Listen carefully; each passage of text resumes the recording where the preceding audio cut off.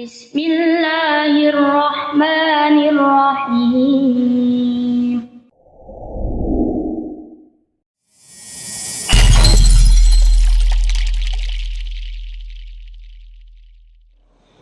Bismillahirrahmanirrahim. Assalamualaikum warahmatullahi wabarakatuh.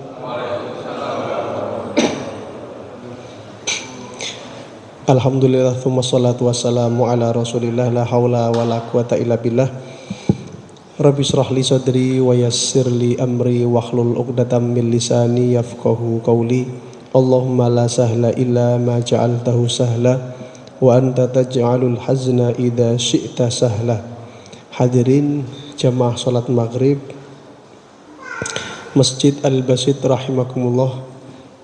Alhamdulillah, sore hari ini dalam kesempatan yang berbahagia ini kula panjenengan sami saged rawuh sesarengan menghadiri majelis ilmu. Moga-moga Allah tanamkan dalam hati kita ketenangan, juga Allah berikan kepada kita solusi-solusi dari permasalahan dalam kehidupan. Amin ya rabbal alamin. Karena sejatinya Rasul pernah bersabda, man salaka tariqan yaltamisu fihi ilman sahalallahu bihi tariqan ilal jannah.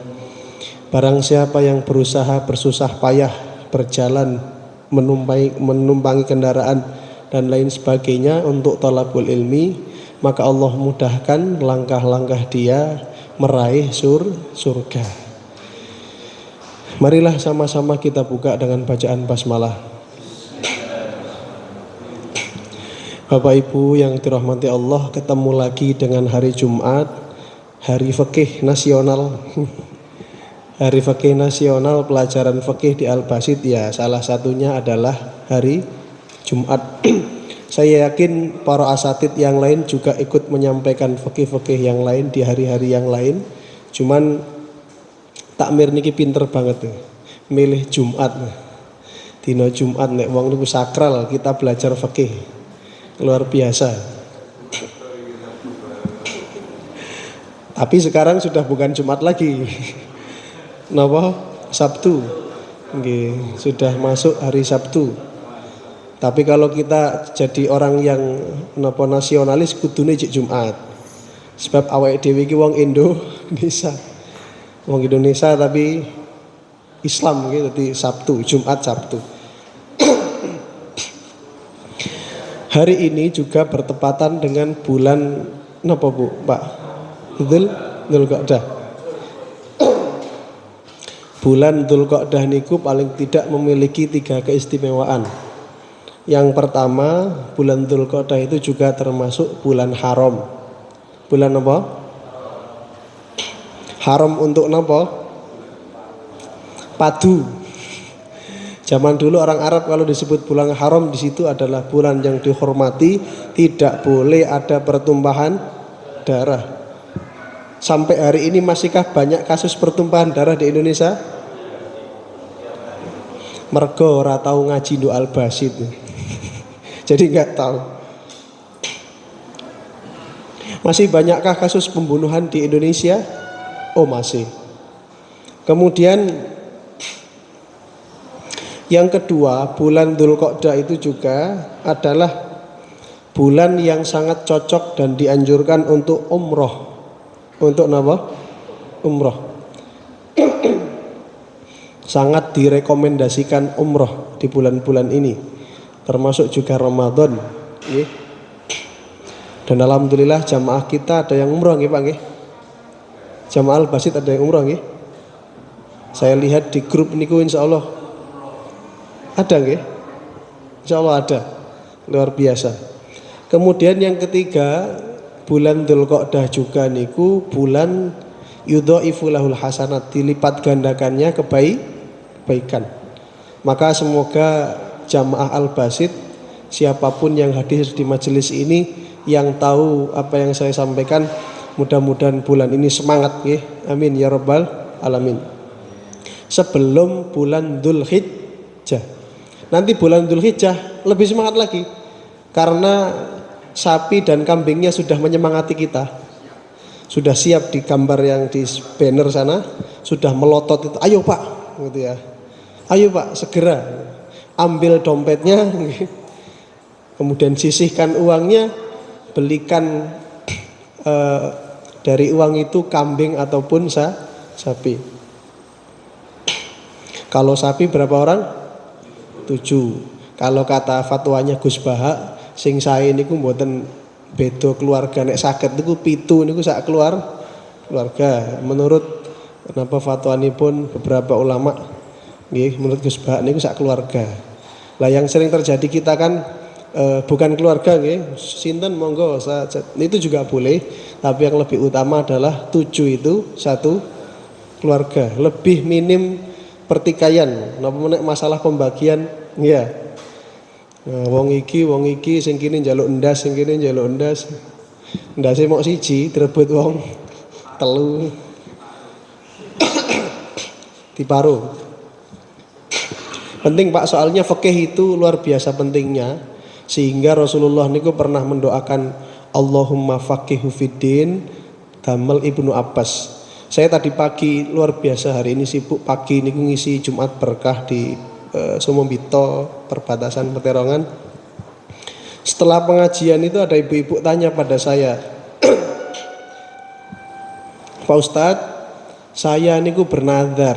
Lah nadar saya niku pengen kurban. Kalau saya bisa begini, saya nadar pengen kurban. Yang saya tanyakan, apakah saya boleh memakan daging kurban dari kurban yang saya nadarkan tadi? Ya napa Pak? Boleh. Tapi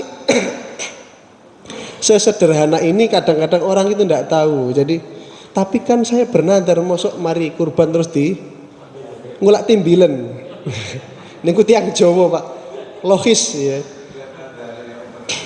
Saya bilang Bapak Ibu, jenengan ketika sudah bernadar ingin kurban, lalu berkurban itu sudah selesai, ditulis nadarnya sudah terpenuhi. Setelah kurban, artinya setelah bisa kurban itu berlakulah hukum kurban normal. Kalau kita pemilik kambing ataupun sapi, boleh mengambil berapa? Sepertiga maksimal daripada bagian itu. Tapi lak mosok tego wedhuse kuru ngono cek dijaluk pinten sepertiga, maka boleh Bu, kecuali ibu waktu nadar bilang begini, saya bernadar ya Allah ingin berkurban dan saya tidak akan minta. Nah itu sudah terikat dengan kalimat nadarnya. Seperti itu apa tidak Bu? Mboten Ustaz, monggo pun 2 on 3 on setengah kilo monggo diambil. Kalaupun jenengan nggak ngambil milik jenengan, lah maem ndugi lintune to. Nggih, wah sami mawon niku.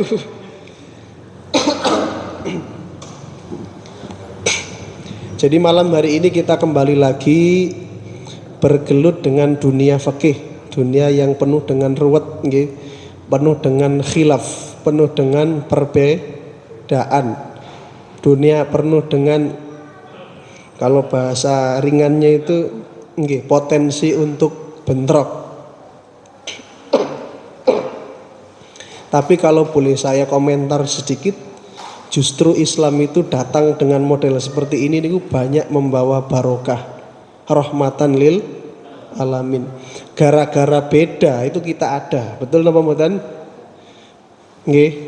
Kan Nabi Adam nikah dengan ibunda beda. Dulu waktu zamannya Rasul, kemudian setelah itu zamannya Abu Bakar, zamannya Umar, zamannya Utsman, banyak perselisihan mboten Pak?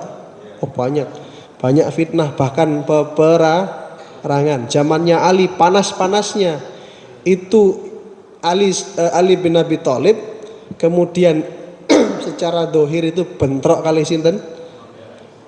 Muawiyah kali ibunda Aisyah kali sahabat Zubair. Niku napa kula jenengan wani nyalahno salah siji? Padahal sedaya niku ahli surga. Nek jare wong Mojokerto ahli swarga kok gontok-gontokan. Nggih. Bisa enggak kita menyalahkan? Enggak berani kan? Ya itulah barokahnya wong bentrok nih mboten apa-apa.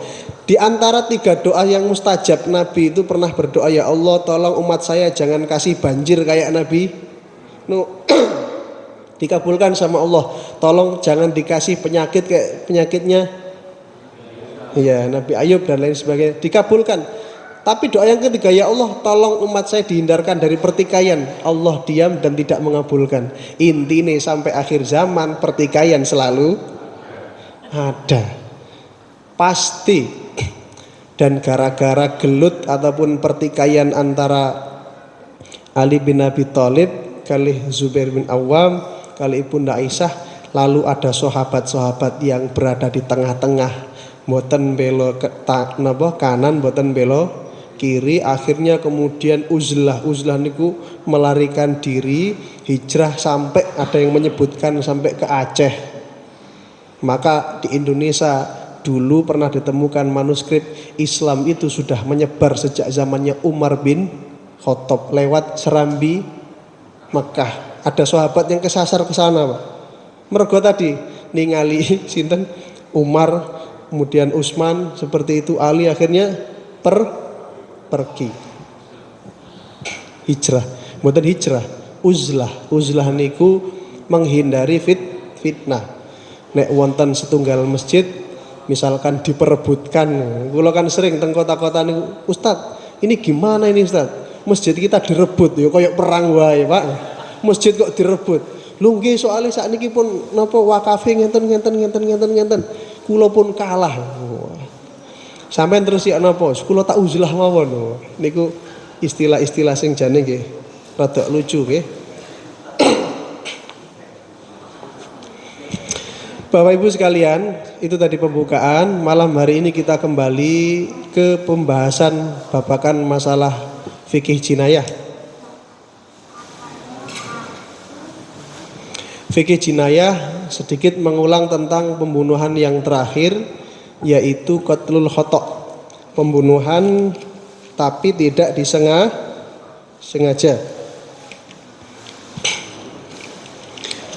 Pembunuhan dikatakan pembunuhan karena dalam realitanya ada korban yang betul-betul bisa dipastikan dalam kondisi mati. Dikatakan khotok karena tidak ada niat dari pelaku, bahkan secara teknis sebenarnya itu tidak akan menimbulkan kematian, atau sumbernya karena betul-betul murni salah, murni tidak sengaja. Di sini disampaikan dan diartikan ta'rifu qatlil khata'. Pertama, definisi daripada qatlul khata'. Huwa alla yaqsuda bihi dzarba walal qatla. Ada seorang manusia, seorang mukmin dalam hal ini tidak ada niat memukul atau tidak ada niat membunuh. Kama lausaqata, sebagaimana seandainya lausaqata syahsun ala ghairihi, ada seseorang itu lompat jatuh ke bawah nggih, faqatalahu, tiba-tiba di bawah ada orang, dia tidak tahu kalau di bawah ada orang, dia lompat lari gitu saja, ternyata yang dibleki ini apa? Orang. Au rama soidan fa asaba insanan, atau seseorang itu tidak sengaja, tujuannya sebenarnya mau ngelempar pencit, nggih, mau melempar manggane gak kena sing duwe mangga, kebetulan buka jendela ini terbuka, kemudian batunya terarah ke kepalanya, pas menjemput takdirnya yaitu mati, terus jatuh dari rumahnya. Itu termasuk nau'un wahid indal jumhur, itu termasuk jenis daripada pembunuhan tidak sengaja. Okay. Dalilnya dalam Al-Quran disebutkan dalam surat An-Nisa ayat 92. Jadi meskipun tidak sengaja, Allah di dalam Al-Quran secara khusus menyebutkan secara detail hukumannya sebagai bentuk kehati-hatian dan perhatian kita supaya hati-hati dalam berbuat. Nggih. Karena perbuatan itu semua itu kalau terjadi pasti ada resikonya. Wong kita kadang-kadang mohon maaf nggih, lempar-lemparan kecil-kecil itu, lempar batu, ya kayak tadi lempar mangga. Itu kalau pas nepai manggane kena mboten napa-napa. Terus nek kena omahe, mari ngono nduk nisor enten bayine, terus kena bayinya. Bayi itu kalau pertahanan imunnya kan beda dengan orang dewasa, terus kena batu sekian terus mati. Itu kira-kira yang dimintai pertanggungjawaban siapa, Pak? Sing lempar batu gak ngaku. Sopo mboten kok, mboten. Karena sepele sekali, maka orang itu biasanya mengakui dosa ataupun terhadap dosa-dosa yang ringan itu biasanya gampang. Nggih. Lempar batu kan sesuatu yang sepele. Apalagi ngelempar mangga dan lain-lain. Ngelemparnya pakai sandal. Cari Pak Sugeng sandal ono watune, niku niat nek niku, Pak. Kalau itu niat. Enggak mungkin lempar sandal terus disangoni watu, mboten. Jadi lempar sandal biasa. Tapi namanya orang, namanya manusia kan kita tidak tahu. Ada orang itu yang mungkin qadarullah tipenya kaget, punya penyakit apa, ya. Sandalnya terlempar tinggi, dikira ada apa, terus kaget terus meninggal. Itu namanya qatlul khata'. Tadi dalam surat An-Nisa ayat 92 Allah sampaikan wa makana lil mu'minin ayyaqtula mu'minan illa khata'a. Wa man qatala mu'minan khata'a, barang siapa yang membunuh tetapi atas dasar salah khata', maka kata Allah konsekuensinya fatahriru raqabatin mu'minatin. Maka hendaknya dia yaitu membebaskan, memerdekakan budak seorang mukmin. Wadiyatun musallamatun ila ahlihi, atau membayar diat. Nggih. Setelah ini kita jelaskan diat dan jenis-jenisnya insyaallah nggih.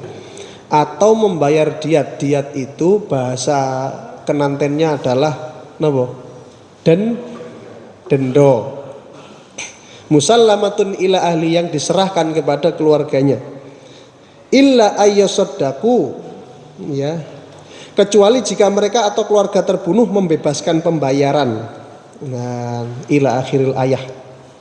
Jadi dalam persoalan ini, untuk pembunuhan tidak sengaja apapun motifnya, kalau betul-betul terbukti tidak sengaja, maka konsekuensinya ada dua. Yang pertama dalam kitab fikih yang kita bahas adalah konsekuensi asliyah, itu maksudnya adalah konsekuensi secara ya asal. Jadi ada dua, yaitu satu diat itu napa? Denda. Yang kedua wal kafaroh. Yang pertama maksudnya hukuman aslinya itu dua, membayar denda dan kafaroh, melaksanakan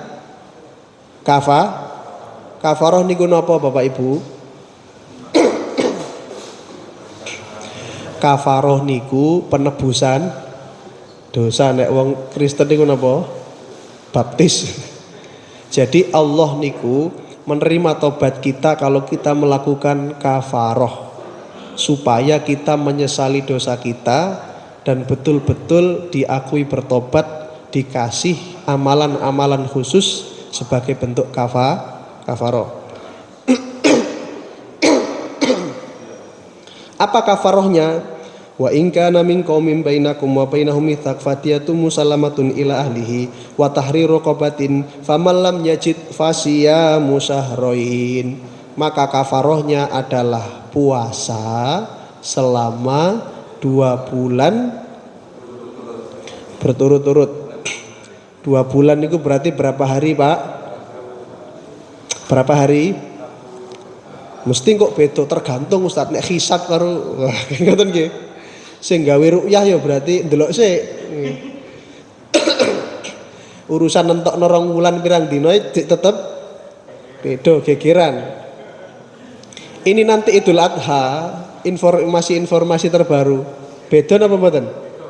Loh, kan wis beda Pak Ustad. Jenengan pengine jane padha tah beda, Pak? Lho, beda mawon toh? Tondo nek kepingin gelut niki. Mboten nggih. Jadi hikmahnya beda niku enak, Pak. Jadi kemarin itu di Idul Fitri kemarin itu banyak sekali yang meyakini Jumat tapi riyane melu Sabtu. Seru nggih. Dhek yakin nek Jumat tapi melu Sabtu. Ya napa ceritane sampean takok dhewe. Terus wonten sing ngiyakini Sabtu tapi akhirnya melu Jumat. Sing lucu maneh ana sing melu Jumat karo melu Sabtu. Saking pingine kantuk pahalane salat Idul Fitri. Sing dadi ustad nggih ngoten macem-macem sikape, wonten sing Jumat niku hari raya dia membatalkan puasa, terus napa? Nggih. Nggih, dhek khotib tok, dina Jumat niku khotib tok. Salate niku melu salat tapi diniati salat duha. Sabtu melok maneh sebagai makmum. Wis. Tapi meyakini wis pokoke kacau-kacau nggih. Jadi banyak sekali sikap yang unik-unik dan memang dalam fikih niku biasa. Niki mengke salat Idul Adha kita lihat dan kita saksikan. Kalau saya pribadi kemarin ya saya Jumat salatnya Jumat, Sabtu gak melu salat, Pak. Karena sudah cukup. Dan saya pun kalaupun saya nggak salat nggak bahaya. Kecuali saya niki mungkin kepala suku yang harus mimpin, baru saya sholat 2 kali boleh. Kok bisa Ustadz? Boleh sholat 2 kali, boleh. Dalilnya mana? Sahabat dulu itu pernah sholat bersama Nabi jadi makmum, pulang ke kaumnya jadi imam, sama-sama sholat isya. Ayo, padahal niku sholat wajib, apalagi gur sekedar sholat Idul. Jadi waktu isya itu di belakang Nabi, Allahu Akbar, jadi makmum. Pulang karena umatnya itu nggak ada yang bisa baca Quran, Pak, pada 00 semua. Wahai Syekh, monggo ngimami. Loh, nek kula jenengan wis mari salat isya kok dikongkon ngimami maneh. Nggih, baru beliau salat isya tapi niatnya adalah salat sunnah. Bayangkan, Pak, sampai sejauh itu dan Rasulullah mendiamkan alias membolehkan. Sholat Idul Fitri belum pernah terjadi zaman Rasul. Tetapi logika fikihnya, kalaulah sholat wajib saja jika terjadi kondisi darurat boleh disiasati, apalagi sholat sunnah muakkad. Ya tadi, kecuali saya misalkan posisinya adalah imam satu-satunya, di hari Sabtu nggak ada yang bisa ngimami, satu kampung bahkan satu Jombang nggak ada yang bisa ngimami. Hanya saya yang bisa, sementara kemarin sudah sholat Idul Fitri, maka saya mengambil maslahat bismillah, Pak, daripada nggak sholat orang kampung. Nah, ngoten nggih. Niku. Di sini enggak nggih. Di sini sholat Jumat nggih melu sholat Sabtu. Padahal duduk. Kita kembali ke pembahasan. Jadi hukuman asalnya ada 2, yaitu membayar diat dan melakukan kafarot. Kemudian ketentuannya dalam kitab Kifayatul Akhyar, ya, itu disebutkan bahwa maksud daripada diat di sini ada diat itu yang diringankan, ada yang diberatkan. Tapi dalam kasus pembunuhan yang tidak sengaja ini ada ketentuannya. 1 nggih, untuk diat nggih, yaitu membayar dengan harga atau senilai unta, jumlahnya 100 unta, jumlahnya 100, dengan ketentuan A, 20 ekor unta itu unta betina umurnya 1 tahun, regone mestine benten, Pak nggih. 20 ekor. Lalu yang 20 ekor lagi juga unta betina umurnya 2 tahun, lebih mateng. Lebih larang apa lebih murah? Lebih larang. Yang C adalah unta betina juga, mboten, unta jantan. Kalau istilah fikih ini ibnu labun, unta jantan umurnya 2 tahun ketentuannya. Kemudian 20 ekor lagi adalah unta hikoh, unta betina umurnya 3 tahun. Jadi ada 1 tahun, 2 tahun, 3 tahun, rong polo, terus sing jantan umur rong tahun. Unta jantan. Dan yang terakhir unta betina yang umurnya 4 tahun. Jadi 1, 2, 3, 4, 20. Lalu yang jantan itu umur 2 tahun. Sudah bisa diprediksi Pak berapa harganya? Makanya nek wong nek gak sengaja nglempar sandal terus mateni menyebabkan kematian yang punya mangga, ini biasa pasti napa lempar batu sembunyi tangan. Kalau tahu kabar ini apalagi lari. Nggih. Tetapi Islam sangat tahu betul, dan Islam itu rahmatan lil alamin, bahwa hukuman ini tidak semerta-merta dikenakan pada si pelaku. Siapa yang wajib membayar? Yaitu utamanya adalah si pelaku. Kalau si pelaku tidak mampu, dibebankan kepada ahlul wasiyah, keluarga si pelaku, yang kiranya mampu ditanggung bareng oleh keluarga yang melakukan lemparan tadi, dan bisa diangsur selama 3 tahun. 3 tahun. Ringan apa berat? Tetap abot Pak. Wong korban sapi wae abote gak ngelani, niki kena denda. Dendone senilai unta 100, yang klasifikasinya niku makin tinggi. 1 tahun, 2 tahun, 3 tahun, 4 tahun. Tapi mending untuk pembunuhan yang setengah sengaja dan sengaja kemarin, ada beberapa unta yang harus dalam kondisi hamil atau bunting. Lebih mahal apa lebih murah? Lebih murah. Dan saya sampai hari ini alhamdulillah belum dengar lagi kabarnya Pak Sambo. Gimana nasibnya Pak? Ya napa Pak? Amblas niku maksudnya mati, tidak diberitakan, tah sedang mencari unta, disembunyikan. Sing lagi napa viral niku kabare wong 500 Jombang sing gak sida berangkat haji.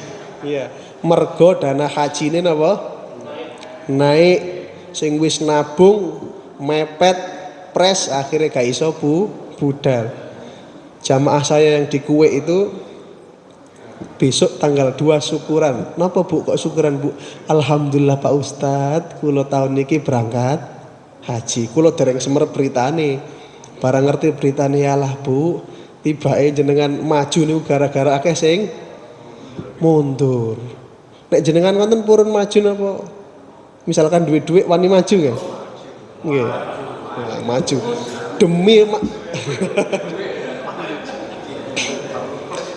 kula nek ditakoki tiang-tiang, Pak Ustadz haji sing sae niku napa? Sing sae ku nek iso daftar saiki berangkat saiki. Carane yo napa? Ya kaya jamaah niku lho, sepedaan teko Magetan sampai Mekah 6 bulan ya.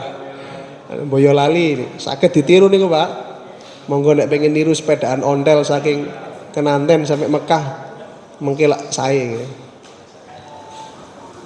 Atau haji furoda nggih, haji plus ya Pak nggih. Haji plus. Saya punya dosen di Solo itu sudah haji beberapa kali. Pak Ustadz kok gampang menjenengan haji? Saya bayarnya plus kok. Jadi pesawatnya juga plus. Sing numpak cuman saya sama 3 orang tok. Lu gitu. Oh bisa Pak ya? Bisa, gampang kok kalau mau plus ya, sing penting duwe plus. Oh gitu Ustadz ya. Pokoknya kita punya plus, hasilnya juga plus. Saya bayangkan berangkat haji sak pesawat isine wong 3. Wah, penake ngoten nggih. Mboten ngenteni pinten tahun, Pak? 30, Bro. Masya Allah. Selak napa?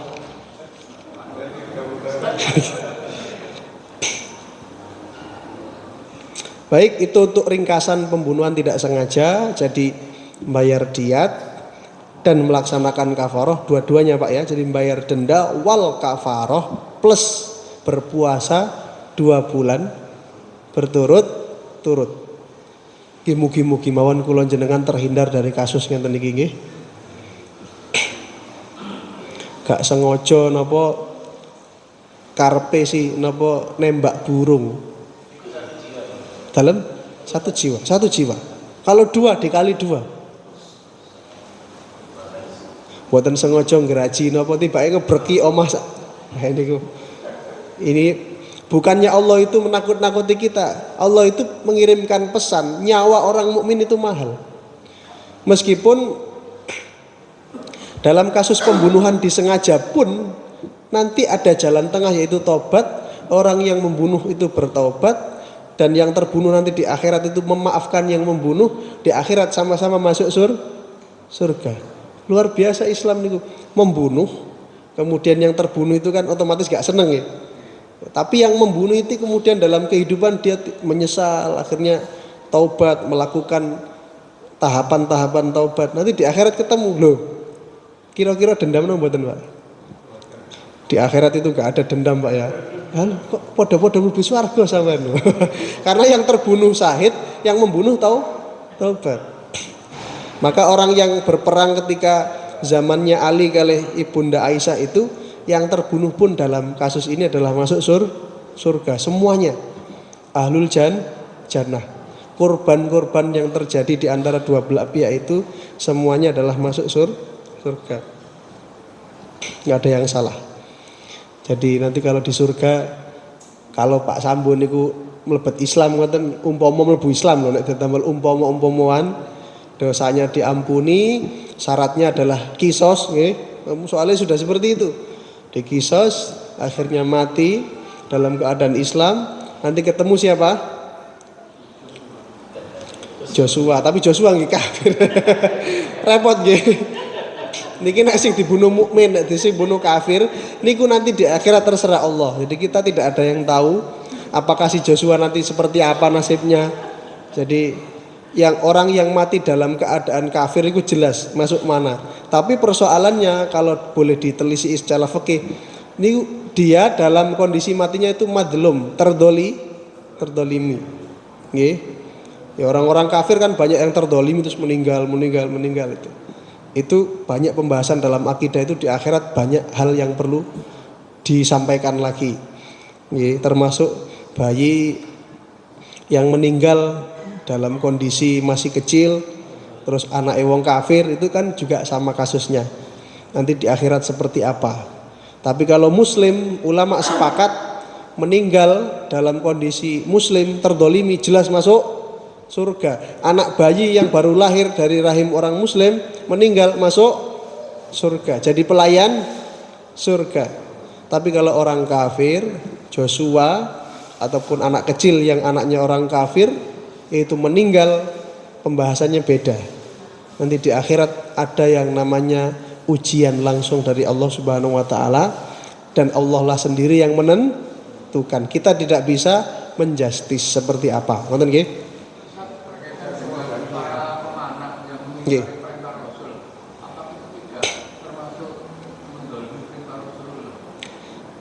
Kasusnya itu waktu perang napa niku?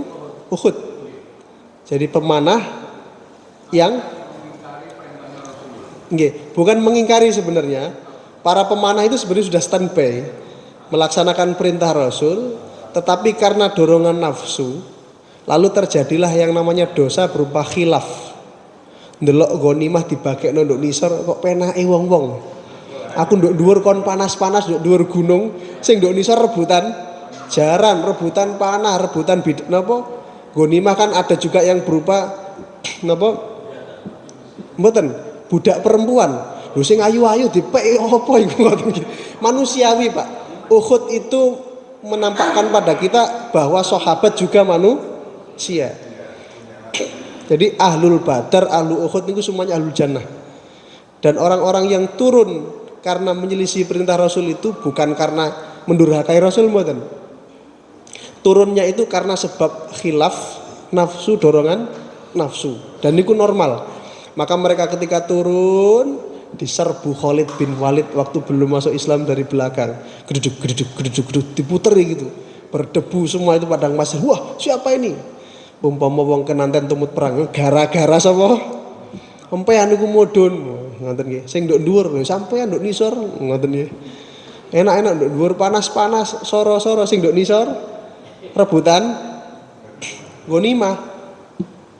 Dan kalaupun terjadi terbunuh segala macam, mereka semua termasuk ahlul jannah berdasarkan nas dari Nabi Muhammad SAW. Jadi orang-orang yang dinaskan itu oleh Rasul itu masuk surga, apapun sebab kematiannya mereka adalah ahlul jannah. Contoh tadi napa? Ashabul Uhud, orang-orang yang tadi kemudian turun terus kemudian kena panah meninggal, bukan meninggal karena melanggar perintah Nabi, meninggal terdolimi karena dorongan nafsunya, tetap syahid ya dalam pandangan Islam. Ngerti Pak Sugeng nggih? Jadi itu untuk pembunuhan yang khata'. Nah, sekarang kita akan bahas ad-diyatu wa ahkamuha. Bagaimana sih diat itu dalam Islam? Seperti apa tinjauannya? Kita bahas sekarang. Nggih, diat nggih. Diat itu denda. Saya kasih gambaran yang gampang. Diat itu sebenarnya denda yang diperuntukkan untuk pembunuh untuk dibayarkan karena kasus pembunuhan. Nanti ada istilah lain untuk kasus-kasus yang tidak pembunuhan. Misalkan ada orang kemudian motong tangan tetangganya, menghilangkan drijinya, dipuklek, terus gara-gara pertikaian mungkin ada mesin pemotong, itu apakah nanti diat juga ataukah seperti apa? Jadi kalau diat itu definisinya adalah al-malu, harta benda yang harus dibayarkan. Mal niku singkatan dari napa? Mala yamilu, kecondongan, kemiringan. Makanya wong nek duwe dhuwit niku duwe harta biasanya condong. Condonge teng pundi? Mall. Niku bahasa niku saged diotak-atik saged.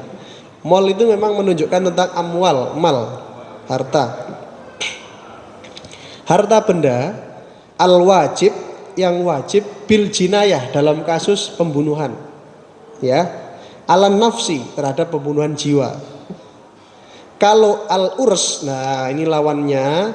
Kalau diat itu harta yang wajib dibayarkan sejumlah sekian karena terjadi pembunuhan, baik sengaja, setengah sengaja, atau tidak sengaja alias salah.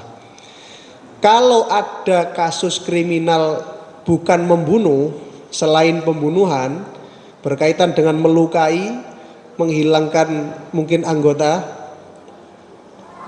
badan mungkin atau mematahkan. Nah ini dulu kan ada yang guru-guru tapak suci, guru taekwondo tanya ke saya, Pak Ustadz gimana kalau saya menarungkan dua anak didik saya jadi wasit, ya. Belum 1 menit tangannya sudah meluncur ke sini, protol 2 giginya. Bagaimana Ustadz? Apakah saya yang akan menanggung? Waduh, repot ini. Ataukah yang nonjok nanti saya kasih denda, ataukah saya sama dia patungan? Padahal itu dalam kondisi pendidikan, maksudnya dalam hal tarbiyah gitu. Soalnya ngeten, umpama dhek sing mboten jotos nggih dhek sing. Nah, artinya kemungkinan dua-duanya akan terjadi toh. Kriminal berupa melukai tapi tidak sampai membunuh. Nah, itu nanti ada istilahnya pembahasan lain. Tapi yang jelas selama kasusnya adalah kriminal jinayah, berlaku hukum fikih, hukum Islam yang kita sebutkan tadi. Tapi kalau dalam babakan masalah tarbiyah, masalah pendidikan dan lain-lain, itu nanti banyak persoalan yang perlu dibahas, mulai dari siapa yang mengadakan, siapa yang wasiti, terus orang tuanya siapa yang mengizinkan, kok iso dadi ngono akhir ruwet Pak. Makanya Allah itu luar biasa, memberlakukan hukum ini dalam persoalan jinayah saja. Dalam persoalan tadi sparring taekwondo tadi itu tidak berlaku. Kalau diberlakukan nanti gontok-gontokan akhirnya Pak. Gimana ini? Siapa yang wajib membayar 100 onta ini? Ya, kodi atau hakimnya pun bingung. Kalau diberlakukan di dalam persoalan pendidikan, sing 20 sing mukul, petang puluh sing mukul, soalnya sing pelaku utama, sing 20 wasite, mergo mridhoi, sing 20 meneh wong tuane pelaku. Akhirnya kacau, hukum Islam jadi kacau. Terus sing 20 meneh kepala sekolah, panitia, gak kuat 20 dibagi weh 10-10. Akhirnya malah jauh daripada ajaran Islam. Jadi diat itu diberlakukan untuk kasus pembunuhan. Denda yang dimaksud di dalam kasus pembunuhan itu namanya diat. Kalau selain kasus pembunuhan namanya ures. Buatan walimatul ures nih. Ures di sini bahasa fikih yang artinya itu ya al-malul wajib, harta yang wajib dibayarkan, al-muqaddar yang ditentukan jumlahnya oleh syariat, bil iktidak karena terjadi kasus tapi bukan pembunuhan, madunan nafsi selain pembunuhan jiwa tadi. Nggih. Sebagaimana ada orang yang menghilangkan anggota badan saudaranya. Gigi itu kan termasuk anggota badan, bagian dari badan. Makanya orang tinju itu yang dilindungi giginya, karena yang paling potensi hilang nih gigi. Dan di dalam Islam itu betul-betul diserempet betul oleh syariat. Satu gigi, kalau saya tidak salah baca 40 ekor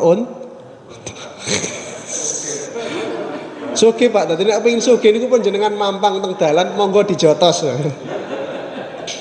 Niku logika konyolnya begitu. Ya kalau ada hukum Islam jalan oke, ada orang tiba-tiba mukul jenengan matur kepada khalifah akan diurus itu.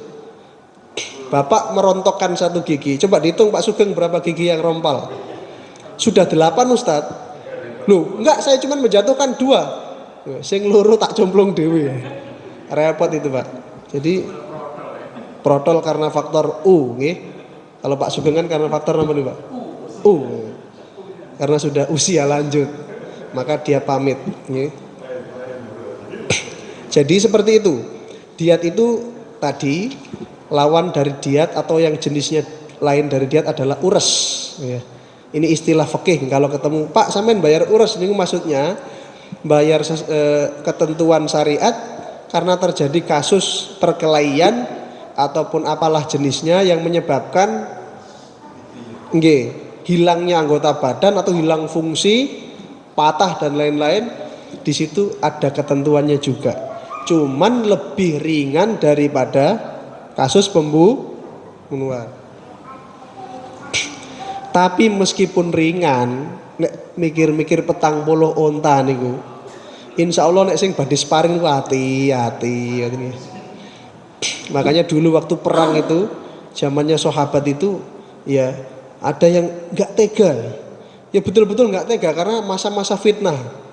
Ini inget sabda Nabi, nek gigi jatuh 1 berapa. Akhirnya mikire suwe kepaten dhisik. Ya Allah koncoku dhewe konco dolan. Ada yang ketemu bapak sama anak. Bapaknya pendukung Ali, anaknya pendukung Bunda Aisyah. Loh Pak, yuk nopo tuh Pak? Sungkan. Akhirnya ya wes aku misalkan terjadi seperti itu. Masa-masa fitnah itu kita tidak boleh berkomentar ya. Kalau gitu seperti apa Pak Sugeng? Ya tadi itu. Jadi luar biasa Islam itu mengatur sedemikian rupa tentang diat. Diat itu tadi harta yang diberikan atau dibebankan untuk kasus pembunuhan. Selain kasus pembunuhan namanya urs, bukan irs ya, atau arus. Arus niku walimatul arus. Dan diat itu ada 2. Yang pertama diat mughaladhah, diat yang berat, nggih. Namanya diat mughaladhah. Yang kedua diat mukhaffafah, diat ringan. Ini istilah mawon. Tadi itu untuk membedakan, untuk supaya kita paham, diat niku ada dua, satunya berat namanya diat biasa, satunya diat mukhaffafah. Istilah lainnya ures. Manten maksud saya. Jadi untuk memisahkan biar supaya orang itu paham substansinya, maka disebut ures. Yaitu ures itu apa? Diat yang ringan. Okay.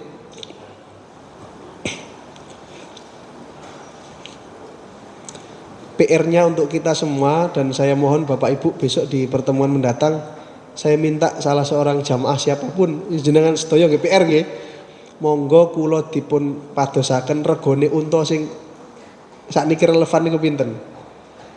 Nggih, kula kan nek sekedar Google mon nggih mungkin saged harga unta di Arab. Tapi bek ni wonten sing valid ngoten lho. Cek saged real hitung-hitungan kira-kira nek unta sak menten regane pinten.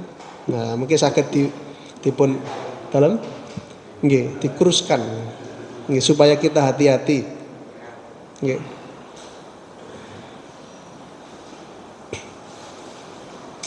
Sampun sampai sini ada yang ditanyakan?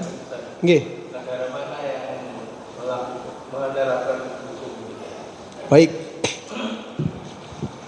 Hukum Islam itu sendiri sebenarnya hukum yang kafah, nggih. Makanya Allah berfirman, udkhulu fisilmi kafah. Cuman dalam persoalan penerapan itu jarang sekali yang bisa sempurna.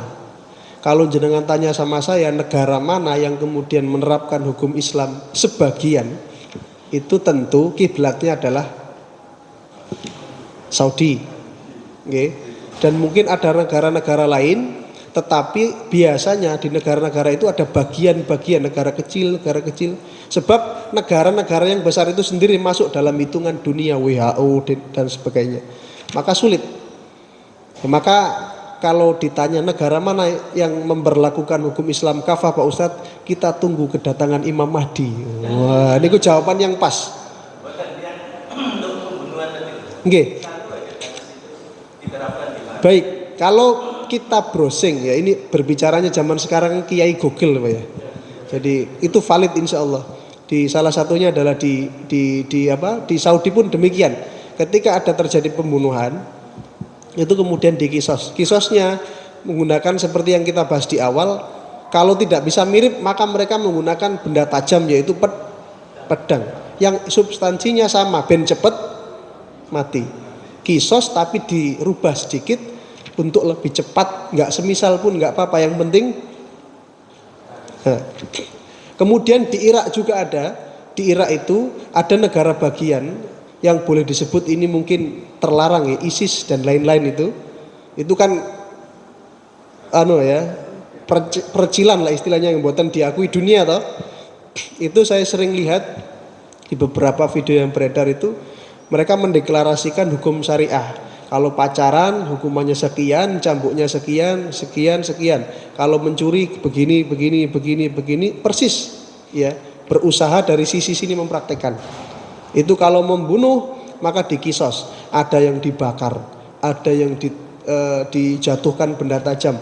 Kalau orang yang melakukan ngapunten dosanya kaumnya Nabi Lut, homoseksual, lesbian, itu dijatuhkan dari gedung tingkat ke 30, ke 40. Diikat tangannya, kemudian ditutup matanya, didorong, jatuh ke bawah. Saya yang itu tadi ya, diat sama kafar itu. Nggih. Saya kok belum pernah dengar gitu. Kan itu berat. Nggih. Sanksinya sangat berat. Nggih. Apalagi kalau misalkan keluarga itu keluarga yang kurang mampu. Nggih. Padahal itu kalau onta sekian banyak itu perlu dikuruskan. Nggih. Rupiah mungkin miliar-miliar. Betul. Gimana kira-kira? Makanya saya jawab belum ada yang bisa maksimal. Itulah ya, belum ada Pak. Ya karena tadi, dan kalaupun misalnya terjadi, diterapkan dan nggak bisa, sekali lagi berlaku ayat la yukallifullahu nafsan illa usaha. Yang ada hanyalah kemudian tobat dengan taubatan nasuha, dimaafkan oleh Allah Subhanahu wa taala. Ini saya berbicaranya ideal. Kalau kondisinya ideal, ada hukum Islam, ada hakimnya, ada tersangkanya, disampaikan, terus dibebankan, Terus kalau misalkan tidak sampai tidak bisa membayar, biasanya dalam hukum Islam itu ada istilah takzir, akan ada hukuman pengganti. Apakah itu terserah qadhi, terserah hakim. Mungkin kamu gini aja wis, kalau nggak bisa bayar wis unta siji wae. Itu juga boleh. Ya. Tadi normal dari langit seperti itu, tapi masih ada pilihan. Wallahu a'lam bis-shawab. Baiklah, cukup sekian. Bapak. Nggih, ini dibuat Allah sama Rasulullah, dikuatkan ulama, nek normal dan ideal. Kondisinya ideal. Nek koyok kula jenengan iki mustahil. Petang puluh unta wis megap-megap. Di Aceh tetap tidak bisa. Aceh ini baru bisa nyambuk saja. Baru bisa kalau pacaran, kalau zina dirajam. Sudah ada yang merajam betul Pak di Aceh itu? Belum dengar saya. Yang ada itu dicambuk. Yang pacaran, yang boncengan tutup matanya dicambuk, jeblek, disaksikan orang-orang. Sisanya kita tidak tahu. Baru 1-2 bagian saja yang bisa dilaksanakan. Wallahu a'lam bishawab. Kita tutup dengan bacaan hamdalah dan doa kafaratul majlis. Alhamdulillahirabbil alamin, subhanakallahumma bihamdika asyhadu an la ilaha illa anta astaghfiruka wa atubu ilaik. Assalamualaikum warahmatullahi wabarakatuh.